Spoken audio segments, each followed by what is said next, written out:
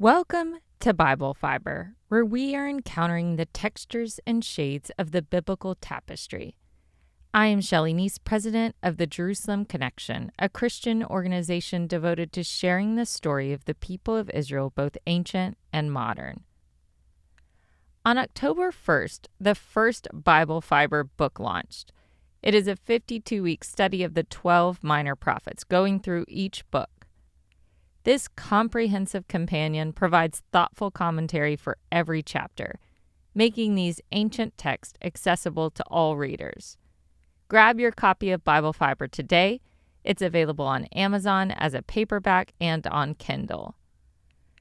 Second, we are pressing pause on the Ezekiel study during the Jewish high holidays for a mini-series we are calling High Holidays for the Goyim. Yom Kippur, also known as the Day of Atonement, is the holiest and most solemn day in the Jewish calendar. It falls on the 10th day of the Jewish month of Tishrei, exactly 10 days after the celebration of Rosh Hashanah. That means Yom Kippur is the climactic day of atonement following a long reflective period. This year, on the Gregorian calendar, Yom Kippur starts at sundown on October 11th and ends at sundown on October 12th. The biblical basis for Yom Kippur is found in Leviticus 23. God instructed Moses, "The 10th day of this 7th month is the Day of Atonement. Hold a sacred assembly and deny yourselves, and present a food offering to the Lord. Do not do any work on that day, because it is the Day of Atonement, when atonement is made for you before the Lord your God. Those who do not deny themselves on that day must be cut off from their people. I will destroy from among their people anyone who does any work on that day. You shall do no work at all. This is to be a lasting ordinance for the generations to come, wherever you live. It is a day of Sabbath rest for you, and you must deny yourselves. From the evening of the 9th day of the month until the following evening, you are to observe your Sabbath." In this passage, God refers to Yom Kippur in Hebrew as the Shabbat Shabbaton, which is often translated as Sabbath of Sabbaths. All Sabbaths are special, but Yom Kippur is the holiest of them all. The commands in Leviticus outline the requirement for the Israelites to fast and abstain from work on this holy day. Those continue to be the primary means of observing Yom Kippur for the Jewish people today. The Torah also has a lot to say about the priestly rituals that must be performed on Yom Kippur. Leviticus and Numbers describe the basic structure of the day's observances and list the required sin offerings. As mediator between God and the people, the high priest had a critical role to fulfill on Yom Kippur. As we learn from God's instructions to Aaron, the first high priest, the job was even dangerous because of the proximity of the priest with the Spirit of God. On Yom Kippur, the high priest wore special white linen garments. He would first offer a bull as a sin offering for himself and his household, entering the Holy Holies to sprinkle its blood. Then 2 goats were selected, one for the Lord and one as the scapegoat. The goat for the Lord was sacrificed as a sin offering for the people, and its blood was also sprinkled in the Holy of Holies. The high priest would then lay his hands on the head of the live goat, confessing the sins of the people over it. This scapegoat was then sent into the wilderness, symbolically carrying away the sins of the nation. Throughout the day, the high priest would offer additional sacrifices, including rams for burnt offerings and various grain offerings. He would also recite prayers and confessions on behalf of the people. The ritual was intricate and precise, with the high priest entering the Holy of Holies multiple times. Yom Kippur was the only day of the year that the high priest was permitted entry into the Holy of Holies. Throughout the ritual sacrifices, the people were required to afflict their souls, typically through fasting and refraining from work. We know a good deal about how Yom Kippur was observed in the Second Temple period and the time of Jesus. Josephus, the first-century Jewish historian, described the Yom Kippur rituals in his work, Antiquities of the Jews.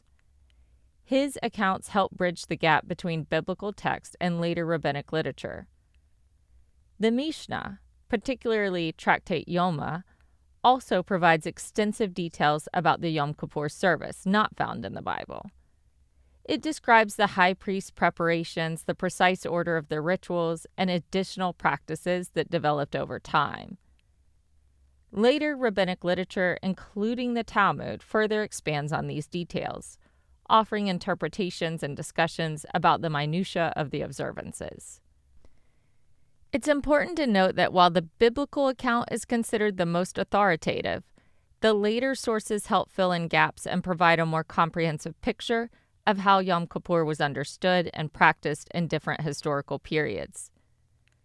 The rabbinic texts reflect the evolution of Jewish thought and practice after the destruction of the Second Temple in 70 CE, when the biblical rituals could no longer be performed as described. Beyond the Torah, the significance of Yom Kippur is reinforced in other parts of the Hebrew Bible. The book of Isaiah, for instance, condemns the notion of Yom Kippur being observed through superficial means, emphasizing instead the need for genuine repentance and righteous living. Isaiah, speaking for God as a prophet, said, "Is not this the fast that I chose? To loose the bonds of wickedness, to undo the straps of the yoke, to let the oppressed go free, and to break every yoke." For the last 2,000 years, there has not been a temple to perform most of the biblical requirements for the Day of Atonement. Still, the Jewish people maintain observance through a variety of solemn rituals and spiritual practices. It is customary for all Jews, no longer just the high priest, to wear white clothing on Yom Kippur as a symbol of their desire to be cleansed of sin. The traditional greeting on the day is Gamar Hatima Tova, which means may you be sealed for a good year. It refers to the symbol of God sealing the names of the righteous in the Book of Life. I have sweet memories of being in Israel on Yom Kippur and seeing families all dressed in white out for our walks. Because no one dares drive on Yom Kippur, everyone goes out for a walk on major interstates and highways. One of the most well-known Yom Kippur traditions is the 25-hour fast that begins at sundown on the eve of Yom Kippur and continues until nightfall the following day. This fast abstains from all food and drink, focusing the mind on repentance and spiritual renewal. During the fast, Jews attend long synagogue services that include readings from the Torah and special prayers. The structure of the service emphasizes themes of atonement, forgiveness, and the seriousness of the day. During the afternoon service, the book of Jonah is read.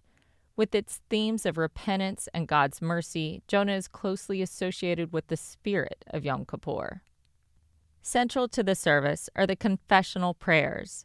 These include individual and communal recitations of sins, wrongdoings, and transgressions committed over the past year.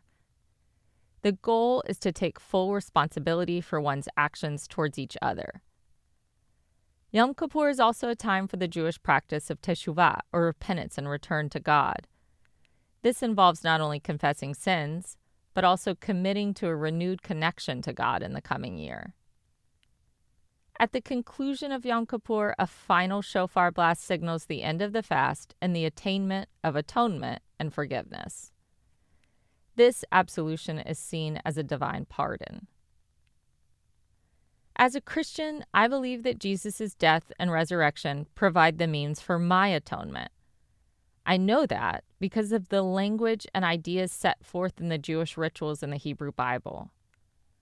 Without the Levitical explanations of Yom Kippur and the Jewish teachings of substitutionary sacrifice as a means of communion with God, I would have no context for the qualities of Christ's shed blood. In case the Messianic overtones of the Yom Kippur service were lost on Gentile believers, the writer of Hebrews spelled it out. Describing the animal sacrifices conducted in the Tabernacle, Hebrews states, "The law requires that nearly everything be cleansed with blood, and without the shedding of blood, there is no forgiveness." Hebrews concludes that if the blood of goats and bulls sanctified the children of Israel year after year, how much more then will the blood of Christ, who through the eternal Spirit offered himself unblemished to God, cleanse our consciousness from acts that lead to death so that we may serve the living God. Next week, we will learn about the Feast of Tabernacles, or Sukkot. Until then, Gamar Chatima Tova.